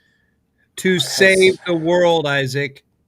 To save the world. Has Batman ever saved the world? I mean, I've seen some of the Justice League movies and read some of the comics, but I don't know. I feel like Iron Man literally saved the world multiple times. Yes. So That's a perfect answer. I mean, they're both rich dudes, you know, with a cool suit, but I think Tony Stark has my heart a little bit. That could just be because of Robert Downey Jr. No, it's because Tony Stark is awesome and he has the best answer. Yeah. Now cool. Me and Andy Andy's a huge Batman fan. I'm obviously a huge Iron Man fan. But, I love Batman too, but and I do too. But we actually, what was it? Iron Bat? What did we? Iron Bat. Yeah. we came up with the hybrid Stark Wayne combo.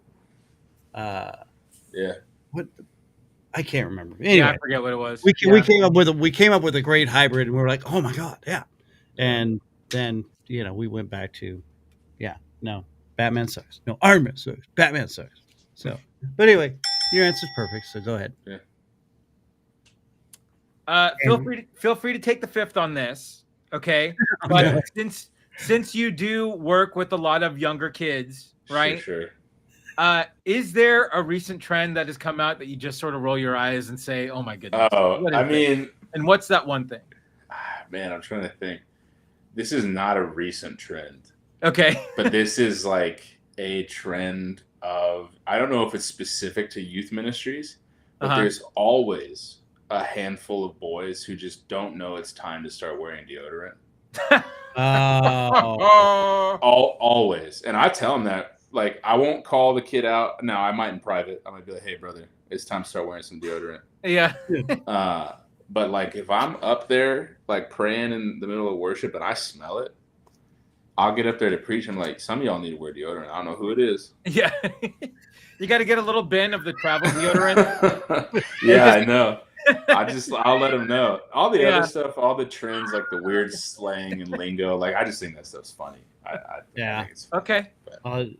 What was the latest word that everybody's using now? Oh man, I don't know. It changes like every week. I had a girl this week say "awk" to me when she was telling me a story, and I was like, "What does that mean?" And she's like, "Oh, awkward." I'm like, "Oh, okay." Just say awkward. Just like there's one more syllable.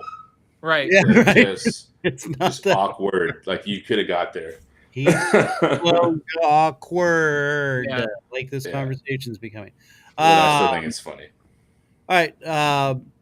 Number one bucket list item. Number one bucket list item. Man, I would love to go to Jerusalem. Now's not the time. Right. Yeah. Bad point right now. I would love to go to Jerusalem, go to the Jordan River, Jesus baptized, and then go to, Asia Minor, like all the places where Paul went. I'd love to go see the prison Paul was in and where he wrote a lot of his letters from. And that'd be really cool. Yeah, right on. All right, perfect. Go ahead, Andrew. One more. You can have dinner with anyone, living or dead. Who is it? Living or dead? I won't say Jesus because I'll get to do that for eternity. I would love to have a meal with, probably G.K. Chesterton. I've started to read a lot of his books. He's a Christian philosopher, theologian of some sorts. He also wrote some novels. But I've just started reading a couple of his books, and I just love like how he thinks. He's very wordy, like myself. Yeah. So maybe this is showcasing my narcissism. But I just would love to sit down with him and have a meal. Him or either Charles Spurgeon. I would love to sit down with both of them. Nice. Yeah. All right. And last but not least, where's your happy place? My happy place. Don't tell my youth students, but I love sitting in my backyard with a cup of coffee, a cigar, and my Bible, and some worship music playing. Oh, dude. And, right. There you go. Just hanging out. No, I've told my youth students know. If they ask me, I tell them that I smoke cigars. I was going to say, I would think they'd know that. But yeah, they pretty much do. I just don't like post about it, Sure. But parents know. I've never had any problems with the fact that I do that. Pastor Philip makes fun of me. He'd say, if God intended you to smoke, he would have turned your nose upside down like a chimney or whatever. I'm like, oh. Maybe he would have. I don't know. and I always say back, I'm like, well, some of the greatest theologians in Christian history all smoked a pipe or a cigar. And so, that's just. Yeah. Hey, it is what it is. And no, but that sounds very nice. So perfect. All right. I dinged you. There we go. Yeah. All right. So Isaac, okay, let's go over real quick one more time. Thursday nights, 6:30. 6:30. In the summer, just be sure to check either rockofkc.com under the youth ministry tab, or you can follow us on Instagram at Crew Youth KC. Okay. The summer can be a little, not inconsistent. We try to keep it consistent, but sometimes it might be too hot if we're doing an outdoor thing. So we'll go back to the building. That just keep you posted. We're only taking 2 weeks off this summer, and that's the week of June 27th, and we're taking 4th of July week off because I'm patriotic, brother. I love this nation. And we're going to celebrate the Independence Day. And so perfect. Other than that, every week, 6:30, 8:30 at the building, or otherwise it'll be posted on those two places. So right. And then the one night event to end the summer was what day again? That is Friday, August 16th, and all the details are to be determined. Speaker, right on, time dude. Frame, and all that. But all right. Well, ladies and gentlemen, again, Isaac, can't thank you enough for taking time to hang out with us again, man. excellent work as always. We got to bring it back. We're just going to bring it back. Yeah. And like I said, maybe we'll get Pastor Philip to be with you, and we'll have a little forum. And and that'll be a lot of fun. But dude, really appreciate it, man. Excellent work as always. Keep up the great work. Thank you so much for doing all that you do, my friend. Really, really, really do appreciate you. Again, ladies and gentlemen, Isaac Zenil, thank you very much, my friend. Thanks for having me. Thanks, Isaac. Time, dude, brother. Peace out. Yeah. Bye. And I gave him the little Elvis intro extra. That's good. No, it's appropriate for sure. Yeah, I figured sounds about right. Okay, now we got to get the graphics out of the way because dude, I'm telling you, again, just like last time, we can go down so many different wormholes with him. I just love the fact that the way he talks, we get so involved, and then again, the name of the show is Random, so we go off 9 different directions, but he's so good at bringing it right back. I did, I mean, and you forget he's 25, like you really like it just. Like I said, he is a boomer in a Gen Z body, right? So anyway, so glad to have him back on, and like I said, we got kind of caught up with him last time, but this time we got down more into the meat of it, and just so proud of him for all he does. All right. Anyway, again, the Rock of KC. He's even there Sundays and Saturdays. So if you guys want to go, meet with him, talk with him on the side, you can check him out there, or, as a parent, and then, bring the kids and whatnot. Really does a really, really, really, really great job. So make sure you check him out. I'm a little biased. I'm married to his mom. So, but it is. And I love having conversation with, when we get together and we just sit and rap and have a conversation. So next week, we don't know what we're doing. Stuff's happening. TikTok doc, but he's like the worst at replying to text messages. I know it's summertime for him. He's got his kids out of school and he's running in circles. So we'll get him on when we get him on. He wants to come on. It's just his schedule is so crazy. He's working, I guess, 2 different places, and whatever. I get it. We'll get him. Yeah, we'll get him on. And now I'd be remiss if I did not say to everyone out there, Andrew, happy Father's Day. Oh, and happy Father's Day to you, sir. Yeah. Yeah. And so everyone take care of their fathers, listen to them. And it's what we're supposed to do. And we do it well. So please just heed our words, and we are doing it for the right reasons. I promise. It doesn't seem like it all the time, but we really are, and it's with good intent. Most of the time, speaking, I think speaking on mine and Andy's behalf. So we're speaking to our kids, so we need to play this for them. But seriously, be good, be careful, take care of each other. We're all we got out there, kids, and we will see you next Friday. Doing something. Same bat time, same bat channel. Again, the where is it? Right here. Random. That's right. That's why we like to call it the Random Show. Right. Okay. Got it. Got a whole box of Random right here. And anyway, we appreciate you. Again, thank you all so much for listening in, watching. Please spread the word, like, follow, share. Spread the love, because we are starting to get a lot more listens, and I just cannot thank you all enough for it. We try to keep it interesting. You guys got ideas, opinions, send them to therandomchristianshow@gmail.com. For that guy, look at it. Time, Andy. Good job. Take care of each other. We shall see you all next week. Same bad time, same iron channel. I see what you did there. Yeah. But we also forgot it's time for Dunn In A Minute. Kristian. Hi, and how you doing out there, people? Hope you're doing good and having a good week. Okay, my top one of my little favorite stories to come out is apple and orange.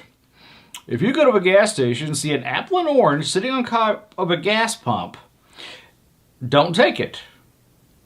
Well, let me explain.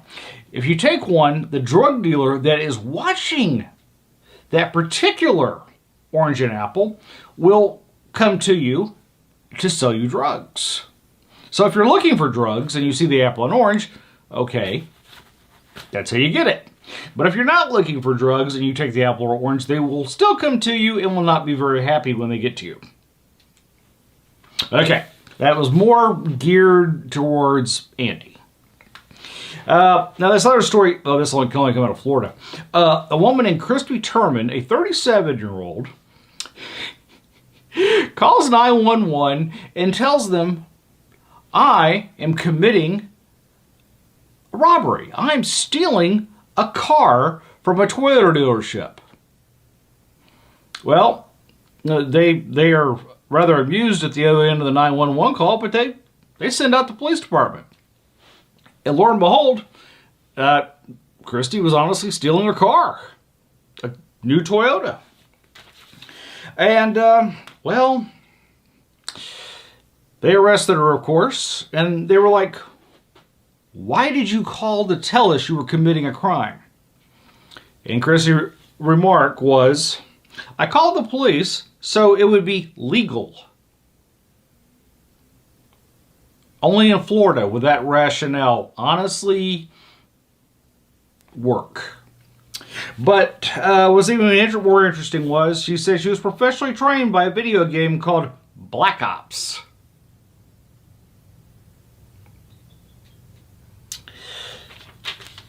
Hey Andy, I think I got your next ex-wife. You can find her at the Lee County Sheriff's Office. Have a great weekend, people. Later. Why does he predict your demise? You know, I have no